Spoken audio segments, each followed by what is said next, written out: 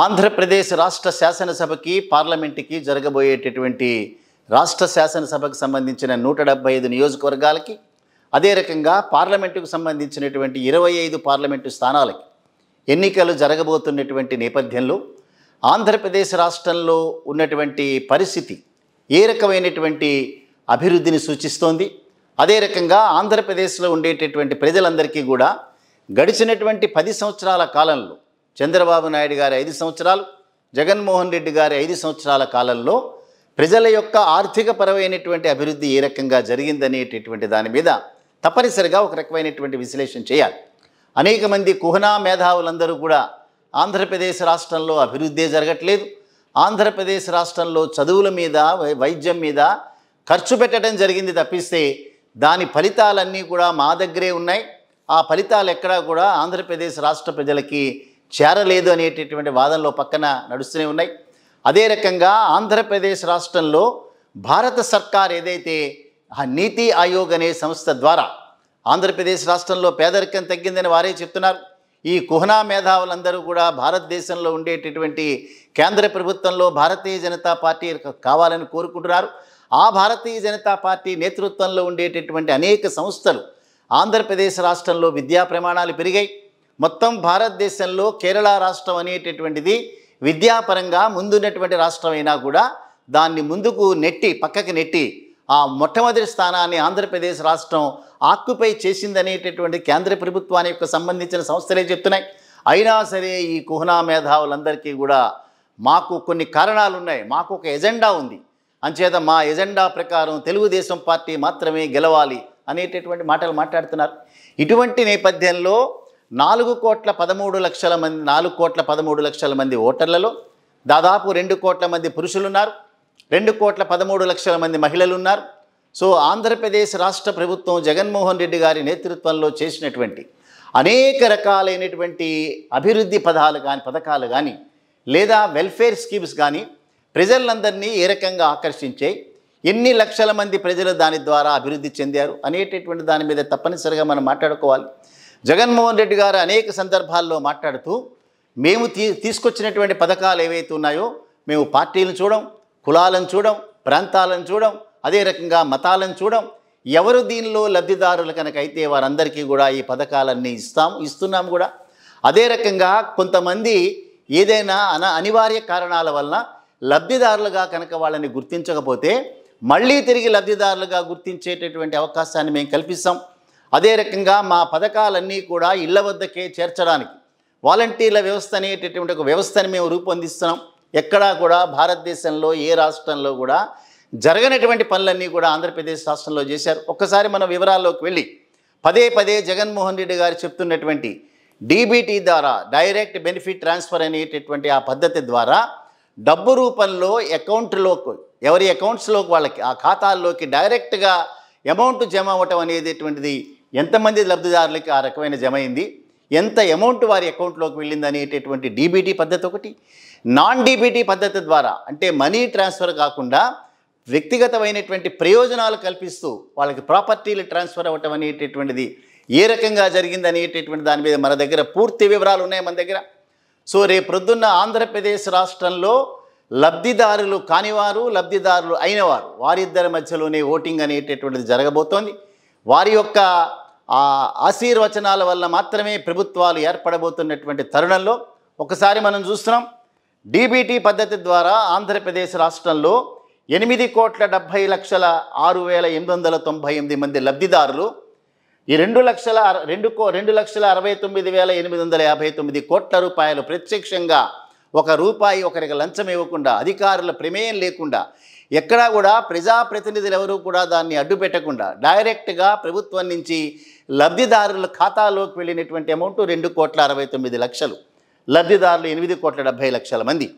So non DBT పద్ధతి ద్వారా అంటే డబ్బు వాళ్ళ యొక్క ఖాతాల్లోకి జమ కాకపోయినా వారి యొక్క వ్యక్తిగతమైనటువంటి ఆస్తులు పెరిగేటటువంటి కార్యక్రమాల ద్వారా 4,49,67,502 మంది లబ్ధిదారులకి నాన్ డీబీటీ ద్వారా ప్రయోజనం పొందినటువంటి వ్యక్తులు వారికి 1,79,246 కోట్ల రూపాయలు ప్రయోజనం కల్పించేటటువంటి విధంగా ఆంధ్రప్రదేశ్ రాష్ట్ర ప్రభుత్వం వైసీపీకి సంబంధించిన జగన్మోహన్ రెడ్డి గారి నేతృత్వంలో చేసినట్టుగా ఈ వివరాలు మన దగ్గరకు ఉన్నాయి.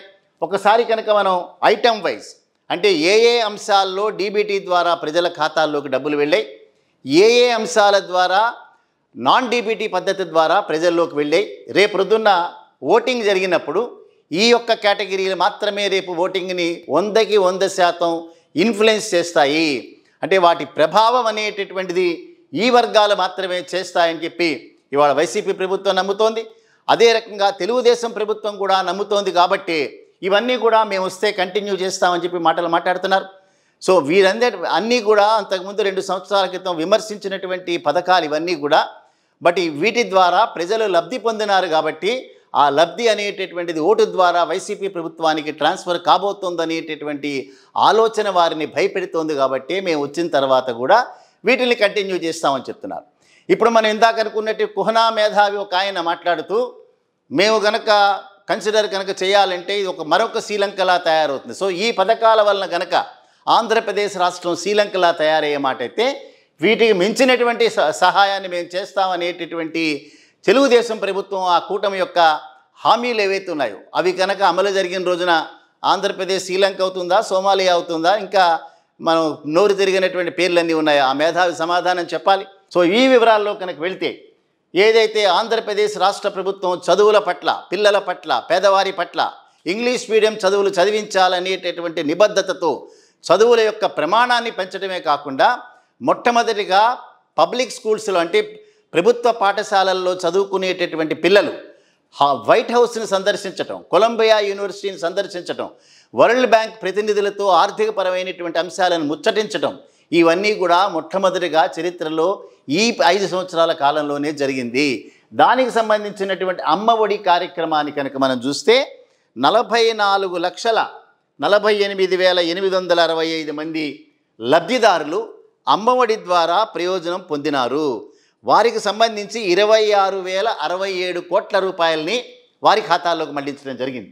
అదే రకంగా వసతి దీవెన 25,17,248 మంది బెనిఫిట్ పొందినారు. వారికి సంబంధించి 4,275 కోట్ల రూపాయలు వారి ఖాతాల్లో జమైనాయి. విద్యా దీవెన ద్వారా 29,65,000. అదే రకంగా వైఎస్ఆర్ రైతు భరోసా ద్వారా 53,58,366 మంది బెనిఫిట్ పొందినారు. సున్నా వడ్డీ పంట రుణాల ద్వారా 84,66,217 మంది లబ్ధి పొందినారు. అదే రకంగా ఫ్రీ క్రాప్ ఇన్సూరెన్స్ పద్ధతి ద్వారా 54,75,651. ఇన్పుట్ సబ్సిడీ ద్వారా రైతులకి 34,41,500 మంది. మత్స్యకార భరోసా ద్వారా 2,43,000. వైఎస్ఆర్ సున్నా వడ్డీ 1,05,013, 1,05,13,365. వైఎస్ఆర్ పెన్షన్ కానుక అంటే ప్రతిష్టాత్మకంగా 11వ తేదీన తెల్లవారుజామున 6 గంటలకి ఇళ్లకు వచ్చి పేమెంట్లు చేసే వైఎస్ఆర్ పెన్షన్ కానుక 66,34,742 మంది బెనిఫిట్ పొందినారు. వారికి సంబంధించి ఈ 5 సంవత్సరాల కాలంలో 88,650 కోట్ల రూపాయల వారి ఖాతాల్లో ఇంతవరకు ఏ ప్రభుత్వం చేయలేదు. 21,000 కోట్ల రూపాయల దాదాపు ప్రతి సంవత్సరం కూడా వారి ఖాతాల్లోకి జమ చేసినటువంటి ప్రభుత్వం వైఎస్ఆర్సీపీ ప్రభుత్వం. సో వైఎస్ఆర్ పెన్షన్ కానుక 66,34,000. వైఎస్ఆర్ చేయూత్ అనేటువంటి కార్యక్రమం ద్వారా 26,98,000. వైఎస్ఆర్ ఆసరా ద్వారా 78,94,169. వైఎస్ఆర్ బీమా 1 లక్ష. వైఎస్ఆర్ కాపు నేస్తం ద్వారా 3,58,000 మంది. వైఎస్ఆర్ నేతన్న ద్వారా 82,000. జగనన్న చేదోడు ద్వారా 3,37,000 మంది. వైఎస్ఆర్ లా నేస్తం ద్వారా 5,700 మంది. వైఎస్ఆర్ వాహన మిత్ర 2,76,000. వైఎస్ఆర్ ఆరోగ్య ఆసరా ఇదొక ప్రతిష్టాత్మకమైనటువంటి కార్యక్రమం. 23,28,832 మంది దాని ద్వారా బెనిఫిట్ పొందినారు. సో 1,390 కోట్ల రూపాయలు దానిలో వారి ఖాతాల్లోకి జమ చేయడం జరిగింది. ఎంఎస్ఎంఈ రీస్టార్ట్ అనేటటువంటి 23,000. అగ్రిగోల్డ్ బాధితులకి 10,40,000. అర్చకులకి, పాస్టర్లకి, ఇమాములకి 77,000 మందికి. తెల్ల రేషన్ కార్డులు ఉన్నవారికి 1,35,00,000 మంది కోవిడ్ రూపంలో సహాయం పొందినటువంటి వ్యక్తులు. వారికి 1,350 కోట్ల రూపాయలు వారి ఖాతాల్లోకి వెళ్ళాయి. వైఎస్ఆర్ ఈబీఎస్ నేస్తం 4,98,000. వైఎస్ఆర్ ఆరోగ్యశ్రీ ద్వారా దాదాపుగా 750 డిసీజెస్ని అంటే వారికి సంబంధించినటువంటి జబ్బులన్నింటినీ కూడా ఈ ఆరోగ్యశ్రీ ఖాతాలోకి తీసుకొచ్చి స్టార్ హాస్పిటల్స్లో వాళ్ళకి ట్రీట్మెంట్ చేసినటువంటి ఘనత 39,38,980 మంది బెనిఫిట్ పొందినారు. వారి ఖాతాల్లోకి 12,463 కోట్ల రూపాయలు వారి ఖాతాల్లోకి జమైనాయి. వైఎస్ఆర్ కళ్యాణమస్తు 56,000 హౌసింగ్ ద్వారా, అంటే టిడ్కో ఇళ్ళు కానీ వారికి ఇచ్చినటువంటి హౌసింగ్ కనుక చూస్తే 21,31,564 మంది బెనిఫిట్ పొందినారు. వారి ఖాతాల్లోకి 12,295 కోట్ల రూపాయలు వారి ఖాతాల్లోకి జమైనాయి. జగనన్న తోడు ద్వారా 15,87,492 మంది, అంటే దీనిలో 4,13,00,000 మంది ఓటర్లలో ఒక్కొక్క ఫ్యామిలీకి ఒక్కొక్క వ్యక్తికి కూడా 4-5 స్కీములు కూడా ఇంప్లిమెంట్ చేసిన నేపథ్యంలోనే టోటల్ లబ్ధిదారులు 8,70,06,898 మంది ఈ డీబీటీ ద్వారా బెనిఫిట్ పొందినారు. ఇంకా నాన్ డీబీటీ అనేటటువంటి ద్వారా కనుక మనం చూస్తే ఆల్రెడీ మనం వివరాలు చెప్పాం. 4,49,00,000 మంది 67,000 మంది దానిలో బెనిఫిట్ పొందినారు. అమౌంట్ రూపంలో కనుక వస్తే 1,79,000 కోట్ల రూపాయలు దానిలో జాయిన్ అయినాయి. సో ఈ నాన్ డెబిటీలో జగనన్న తోడు అనేటటువంటి లోన్స్ ఏవైతే ఉన్నాయో అవి దాదాపు 3,373 కోట్ల రూపాయలు, 16,73,000 మంది బెనిఫిట్ పొందినారు. అదే రకంగా జగనన్న గోరుముద్ద అనేటటువంటి కార్యక్రమంలో 43,26,000 మంది బెనిఫిట్ అయితే 4,417 కోట్ల రూపాయలు వారి ఖాతాల్లోకి వెళ్ళాయి. వైఎస్ఆర్ సంపూర్ణ పోషణ 35,70,000 మంది, జగనన్న విద్యా కానుక 47,47,000 మంది, హౌస్ సైట్స్కి వచ్చేటప్పటికి 31,19,000 మందికి ఇళ్ల పట్టాలు ఇచ్చినటువంటి చరిత్ర మొట్టమొదటిసారిగా జగన్మోహన్ రెడ్డి గారికి చెందింది. సో దానిలో 77,975 కోట్ల రూపాయలు వారికి ప్రయోజనం కల్పించేటటువంటి ఆస్తుల్ని వారికి జమ చేయటం అనేటటువంటిది దేశం మొత్తంలో మొట్టమొదటిసారిగా జరిగింది. 31,19,000 మంది బెనిఫిట్ పొందినారు దాంట్లో. అదే రకంగా వైఎస్ఆర్ కాంతి వెలుగు 79,94,000, distribution of tabs to the 7th class స్టూడెంట్స్కి వచ్చేటప్పటికి 9,52,000 మంది వారికి సంబంధించి 1,306 కోట్ల రూపాయలు ఖర్చు పెట్టినారు. అట్లాగే PDS rice public distribution scheme rice ద్వారా 1,46,00,000 మంది బెనిఫిట్ పొందినారు. వారికి 31,920 కోట్ల రూపాయలు వారి ఖాతాల్లోకి వెళ్ళాయి. అట్లాగే పవర్ సబ్సిడీ ద్వారా 39,77,000 మంది బెనిఫిట్ పొందినారు. వారికి 50,087 కోట్ల రూపాయల బెనిఫిట్ పొందారు. సో ఈ రకంగా కనుక మనం చూస్తే ఈ వివరాలన్నీ కూడా మనకి చాలా అమూల్యమైనటువంటి విలువైనటువంటి వివరాలు. టోటల్గా మనం అనుకున్నట్లుగానే మొత్తం లబ్ధిదారులు నాన్ లబ్ధిదారులు ఇవన్నీ నాన్ డీబీటీ ద్వారా వచ్చినటువంటివి కనుక మనం చూస్తే 13,19,74,000 మంది మాత్రమే రేపొద్దున ఓటింగ్ని ఇన్ఫ్లుయెన్స్ చేయబోతున్నారు. రాబోయేటటువంటి రోజుల్లో ఇంత పెద్ద మొత్తంలో లబ్ధి పొందినటువంటి లబ్ధిదారులందరూ కూడా ఏక మొత్తంలో జగన్మోహన్ రెడ్డి గారిని ఆశీర్వదించడానికి మాత్రమే ఎదురు చూస్తున్నటువంటి సందర్భంలో మనం ఎవరు తిరిగి ప్రభుత్వాన్ని ఏర్పాటు చేస్తారని మనం చెప్పాల్సినటువంటి అవసరం లేదు. రాబోయేటటువంటి రోజుల్లో పురుషులు మహిళలు అనేటటువంటి తేడాలు ఉండొచ్చు, కులాల ప్రాతిపదికగా కూడా ఓట్లు కొన్ని డిస్ట్రిబ్యూట్ కావచ్చు.